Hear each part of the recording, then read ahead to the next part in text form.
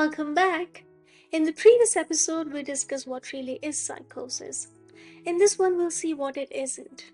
One of the most common misconceptions is that everyone with schizophrenia is a crazy person or mad, someone who can't be reasoned with, you know, intellectually disabled or a total lunatic, abnormal. This is not true.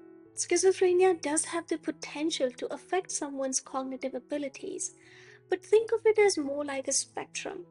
Not everyone having this condition is affected the same way, and not everyone with it has the same level of decline in their cognitive abilities.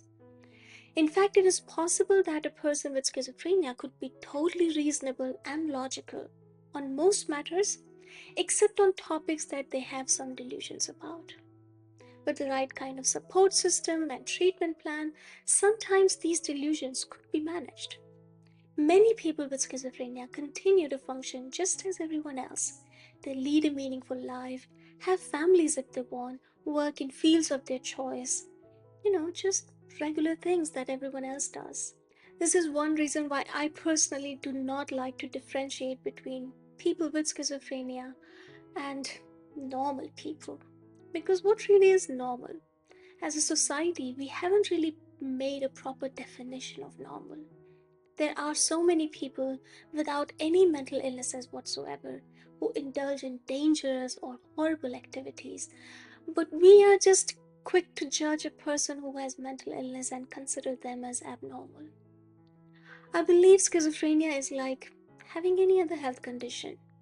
Of course, I do not mean to undervalue the struggles of the persons who have this condition or their loved ones, but just in terms of normal or abnormal, I would say if someone with diabetes is considered normal, then so should someone with schizophrenia be.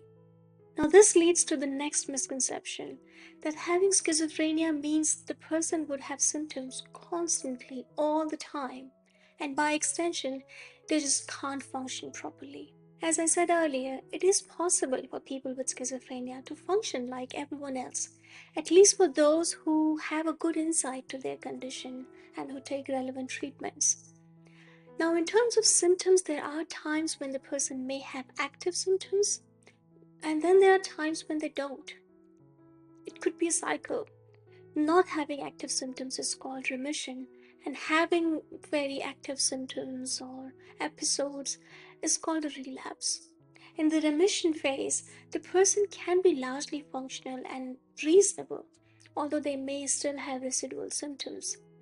In that sense, the symptoms may or may not be present constantly for everyone who has schizophrenia. It depends on their condition individually, and a lot of other factors.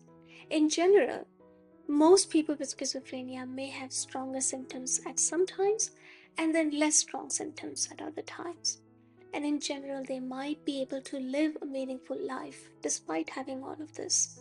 Another myth that is still common in many parts of the world is that the person with schizophrenia is possessed by some demon or evil spirit. This cannot be more wrong. It sure was a myth that the whole world believed in, at least in past, but over time, with the advent of science, a lot of the world population is better educated by now. Yet, many have this misconception even to this day and age. People with schizophrenia may sometimes speak strange things or behave in a way that looks out of the ordinary. They may suddenly display extreme power or even speak unfamiliar languages. But it doesn't mean that they are possessed. There are medical reasons behind all of this. Even their delusional beliefs, such as thinking that an alien is controlling their mind or body, are all because of their illness, not because of any truth in such beliefs. These are symptoms of the mental condition and can be managed with treatment as advised by their healthcare providing team. So, I cannot emphasize enough on the fact that one should always seek proper medical care instead of going to self proclaimed godmen, spiritual gurus, priests, whoever who may claim to get rid of the demon possessing your loved one. You'll just end up losing more time without treatment. The earlier you get your loved one diagnosed and start treatment, the better their chances of recovery. Another one is that it's contagious. Of course, it's not. You don't have to maintain a physical distance in the fear of catching the disorder yourself. Now, in case of mental illness, contagious could mean different things to different people. Most people understand that touching a person with schizophrenia would not get them the disorder. It doesn't spread by touch or sneeze. You can meet, talk, shake hands with the person, and you won't catch the disorder by doing so. But when I say contagious, I also mean the notion that being around or living with a person who has it would over time make you sick. This notion is false. Just by being surrounded by a loved one who has it, or often talking to them, or even trying to understand their chain of thoughts, is not going to make you develop schizophrenia. Next, I'm going to talk about a rather complicated topic, that people with schizophrenia are dangerous or violent. Despite the common notion portrayed in movies and media, not all people with schizophrenia are violent. In fact, it is found that people with schizophrenia are usually inclined to hurt themselves more than harming others. This is evident by their higher suicide rates.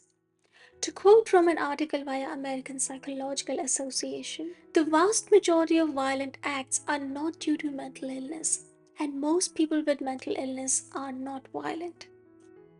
When people with mental illness do commit violence, it is often due to contextual or background factors such as a history of childhood physical abuse, living in poor or dangerous neighborhoods, or using substances. And finally, factors that predict violence in general, like antisocial behavior, substance use, anger issues, also predict violence in individuals with mental illness. Now, the last 2 points are the key here.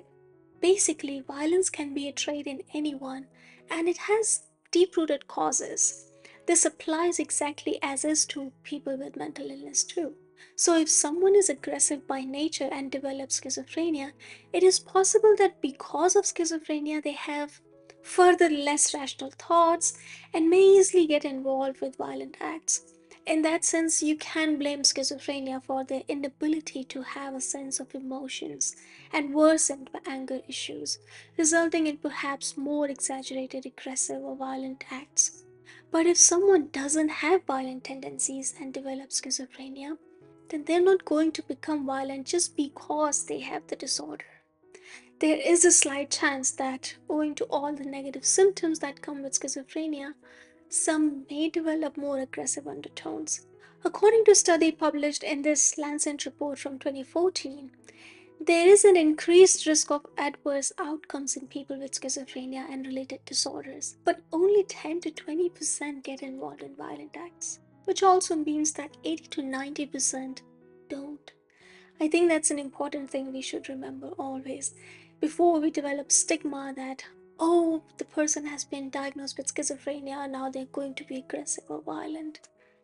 Finally, there is the misconception that it's a reflection of poor or weak character. Schizophrenia is a medical condition that can affect anyone, regardless of their physical, emotional, or moral strength and character. Even the IQ of a person doesn't have to be low or high to develop schizophrenia.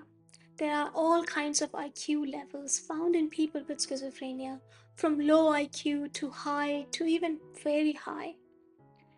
It is actually caused by a combination of genetic, environmental, and other factors that we'll learn about soon in the coming episodes.